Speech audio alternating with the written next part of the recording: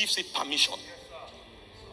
In the first earth, a spirit could operate on earth as its governor. But in this new earth, only one with a body could give a spirit permission.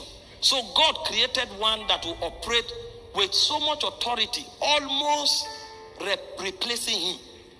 And so if that man decides to submit to God, it is called worship. Because it's possible for that man to function in rebellion. But he gave him so much authority to represent him in fullness that it will take worship for that man to submit everything he has under his control to God, seeing God as his source. Otherwise, the man was operating in the God class. He said, let us make man in our own image, after our likeness. So the same way we regulate the heavens, let this man have power to regulate the earth. And so the moment the fallen prince saw it, he knew there was a problem. Another creature of the God order has come into being. We have to truncate this project. This man cannot be allowed to come into fullness. If he comes into fullness, he will be like God. And that's why, since Adam fell, when his project was truncated, the next person God saw as a man in his image was Christ. Because if man enters his image, he will operate like God. Adam could not complete that cycle. The next person that was able to complete that cycle was Jesus. So at John's baptismal service, he said, this is my beloved son, in whom I am well pleased. This is the first time I have seen the full project of man. Because a man is supposed to mirror God. A man is actually one that hosts divinity and expresses divinity through the flesh. A man is one that has the capacity to contain God and to express God. So that when you find a man becomes an address of God. So when you are looking for God, you don't need to look into the skies. When you touch a man is a conduit into the God kind. Because of that, our existence here is not in the pursuit of things. It is the fall that made us to become pursuers of things.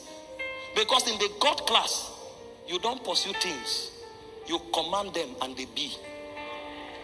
The moment man began to pursue things to find validation, it means he's falling.